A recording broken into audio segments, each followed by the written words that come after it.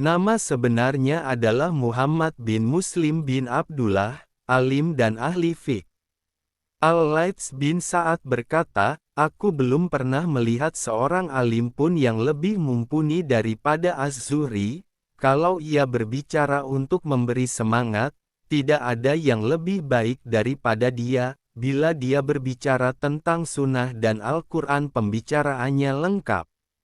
Ibnu Syihab Az-Zuhri tinggal di Ailah, sebuah desa antara Hijaz dan Syam. Reputasinya menyebar sehingga ia menjadi tempat berpaling bagi para ulama Hijaz dan Syam.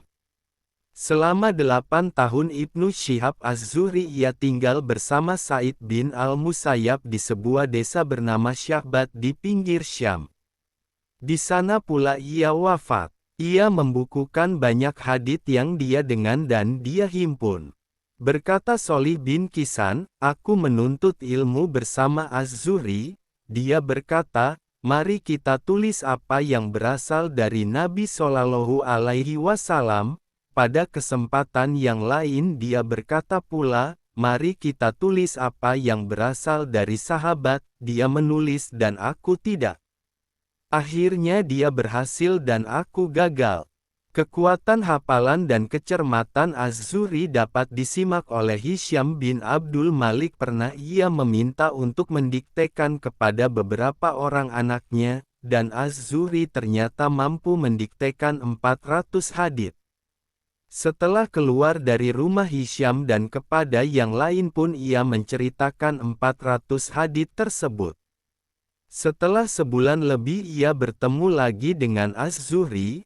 Hisyam berkata kepadanya, catatanku dulu itu telah hilang. Kali ini dengan memanggil juru tulis Az-Zuhri mendiktekan lagi 400 hadits tersebut. Hisyam mengagumi kemampuan Az-Zuhri. Kecermatan dan penguasaan hadits oleh Az-Zuhri membuat Amr bin Dinar mengakui keutamaannya dengan berkata, aku tidak melihat ada orang yang pengetahuannya terhadap hadits melebihi Az-Zuhri. Az-Zuhri memang selalu berusaha keras untuk meriwayatkan hadits. Ada yang berkata bahwa Az-Zuhri menghimpun hadits jumlahnya mencapai 1.200 hadits, tetapi yang musnad hanya separuhnya. Az-Zuhri meriwayatkan hadits bersumber dari Abdullah bin Umar, Abdullah bin Ja'far, Sal bin Sa'ad, Urwah bin Az-Zubair, Atta bin Abi Rabah. Ia juga mempunyai riwayat-riwayat yang mursal dari Ubadah bin As-Samit, Abu Hurairah, Rafi bin Hudaij, dan beberapa lainnya. Imam Bukhari berpendapat bahwa sanad Az-Zuhri yang paling sahih adalah Az-Zuhri, dari Salim, dari ayahnya. Sedangkan Abu Bakar bin Abi Syaibah menyatakan bahwa sanadnya yang paling sahih adalah Az-Zuhri, dari Ali bin Husain, dari bapaknya dari kakeknya Ali bin Abi Thalib. Salah satu sahabatnya bernama Sholih bin Kisan memberikan kesaksian, aku menuntut ilmu bersama Az-Zuhri. Dia berkata kepadaku, mari kita tulis apa yang berasal dari Nabi SAW. Pada kesempatan yang lain dia berkata pula, mari kita tulis apa yang berasal dari sahabat. Dia menulis dan aku tidak. Akhirnya dia berhasil dan aku gagal. Para ulama mengatakan, ketika itu tulis-menulis memang belum menjadi budaya bagi masyarakat Arab, karena sebagian besar dari mereka masih ummi, tidak bisa membaca dan menulis dan menyimpan ilmunya dengan mengandalkan kekuatan hafalan. Namun Az-Zuhri memiliki prinsip beda, beliau tetap menghafal, namun memiliki nilai lebih yakni menulis. Kegigihannya dalam membukukan hadits pun akhirnya mendapat dukungan besar dari Khalifah Umar bin Abdul Aziz. Dan Imam As-Suyuti dalam Bait Alfiyahnya mengatakan, orang pertama yang membukukan hadits dan atsar asteris adalah Ibnu Syihab atas perintah Umar. Lebih dari 2.200 hadits berhasil dihafal oleh Az-Zuhri, dan beberapa di antaranya tertulis dalam kitab Sahih Bukhari dan Sahih Muslim. Beberapa ulama pun memujinya dengan pujian bahwa sanad hadits terkuat adalah yang berasal dari jalur Az-Zuhri dari Salim dari bapaknya. Di antara guru-guru beliau adalah Anas bin Malik, Aban bin Utsman bin Affan, Ibrahim bin Abdurrahman bin Auf, Said bin Musayyab, Nafi, Mula ibnu Umar.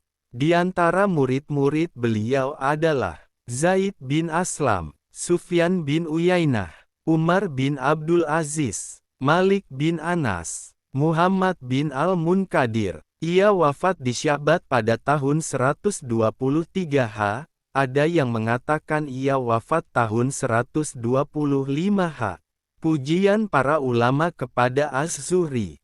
Dari Amr bin Dinar dia mengatakan, aku tidak melihat seseorang pun yang lebih tahu tentang hadits daripada Ibnu Syihab.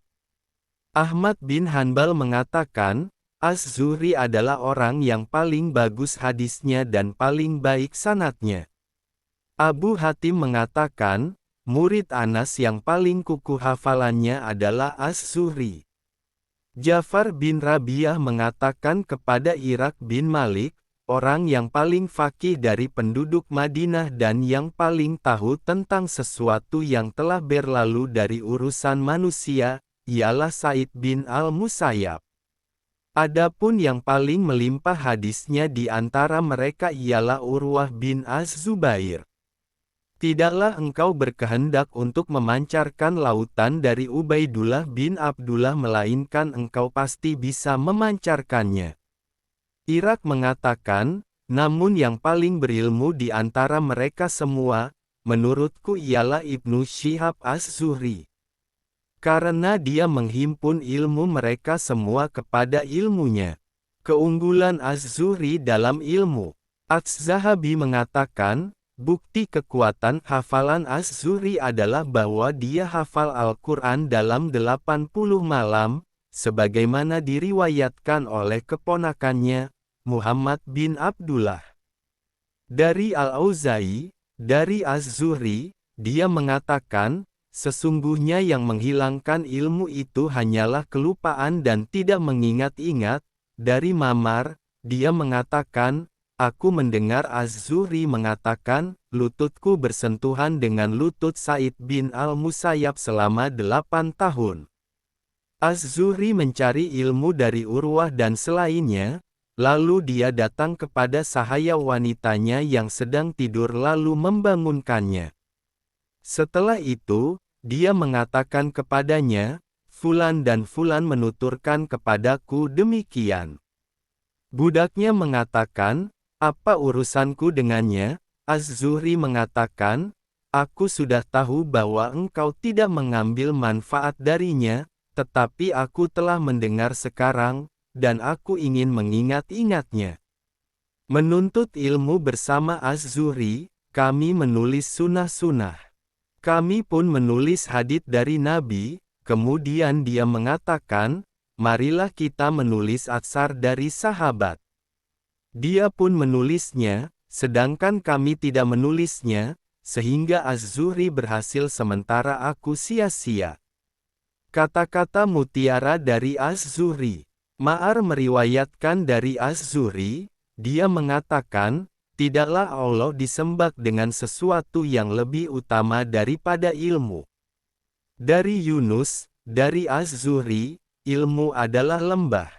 Jika engkau menuruni lembah, maka hendaklah engkau turun dengan tenang hingga keluar darinya. Wallahu a'lam bishawab.